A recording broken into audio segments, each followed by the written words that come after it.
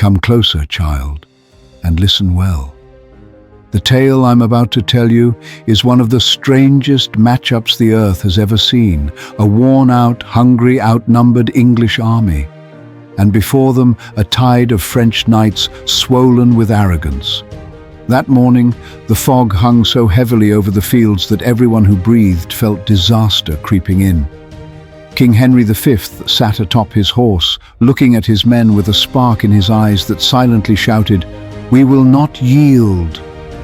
The English stood shakily on rain-soaked, mud-ridden ground, while the shining armor of the French glimmered like ghosts in the mist. And then, the silence that would carve the name of this battle into history fell upon the earth. The quiet was so deep that even the soldiers' breaths seemed to shiver in the wind. Everyone sensed that an unseen hand was about to tilt the scales of fate. It felt as though the world itself was holding its breath. You see, child, there are leaders who win battles not with gold, thrones, or fame, but with words. Henry was one of them. He walked among his soldiers, his armor covered in mud, but his expression unshaken. "Today we are all the same," he said, with a voice that echoed like thunder. "Today our blood is one, our destiny one." These men, hollow-eyed, trembling from hunger, exhausted from the march, felt something ignite inside them. The young ones tightened their grips on their weapons. Fear loosened its hold. Henry had offered them hope with a single line: "We may be few, but our hearts are unbreakable." His words were like a window thrown open in a dark room, letting light pour in. Even the youngest soldier felt 10 mountains worth of strength rise within him. Henry's voice was the only warmth strong enough to cut through that cold morning. "Ah, child, if you had seen the French that day, you would have thought they'd come for a parade, not a battle.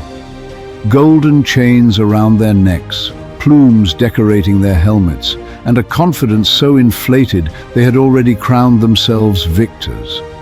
Their commanders mocked the English, an afternoon's work, they said, but the same mud, the same fog, the same wind would soon betray them.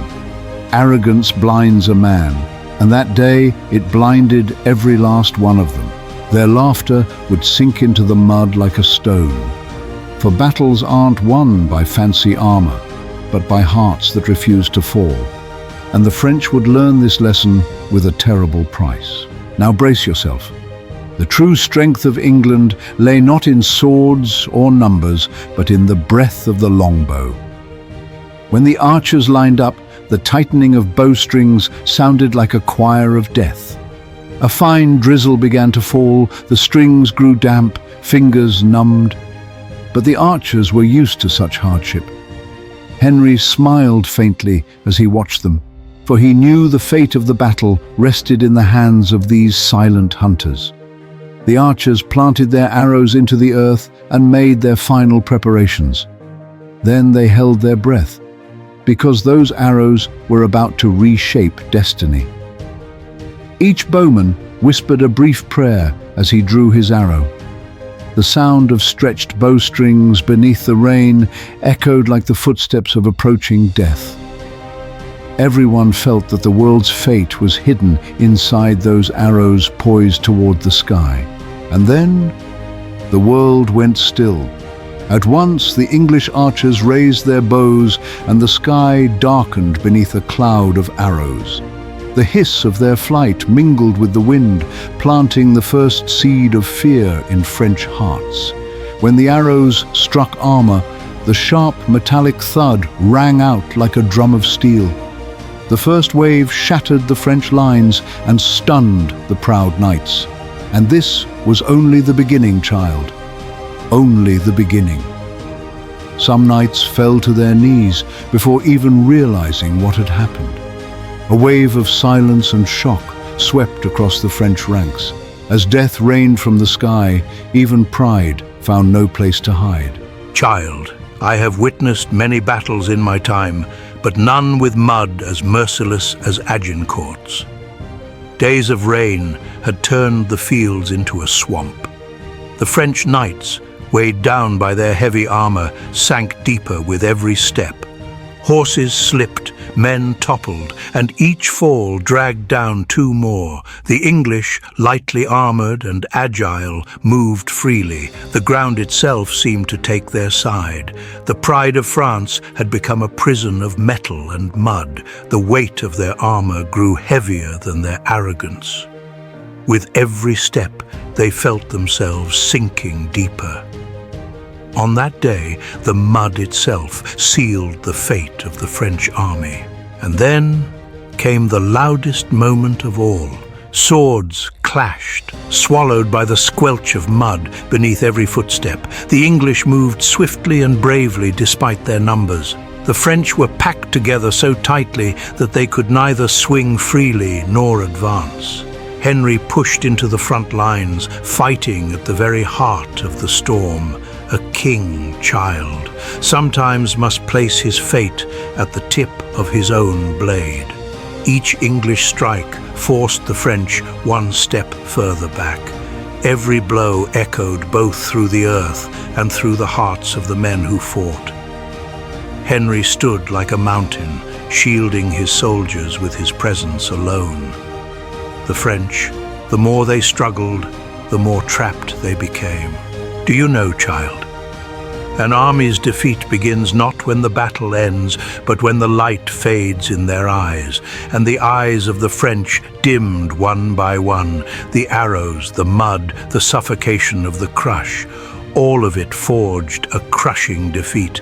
Some tried to flee, but even the mud refused to let them go. Horses fell, knights tumbled, the ones behind crashed into those before. The once majestic French force crumbled beneath its own weight. Some cried out for help, but their voices drowned in the screams of battle. Their courage broke faster than their armor. And in that moment, the French army bowed to its fate. When the battle finally ended, Henry rode slowly through the field. Mud stained his armor as well, but a tired pride glimmered in his eyes. "Today," he whispered, "God did not abandon us." The English soldiers collapsed to the ground, breathless but alive, their eyes shining with the gratitude of survival. This was more than victory. It was the silent roar of achieving the impossible. Henry dismounted and approached his wounded men, touching each one gently. Some looked up at their king with tear-filled eyes.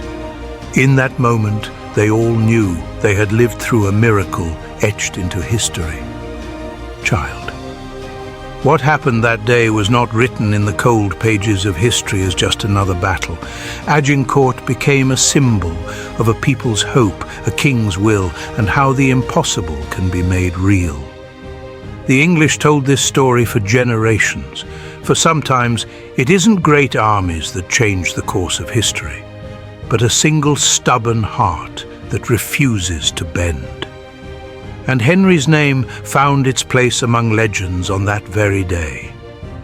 With each passing year, the tale grew into a myth, and the myth into a legacy. Agincourt became not merely a battle, but a spirit,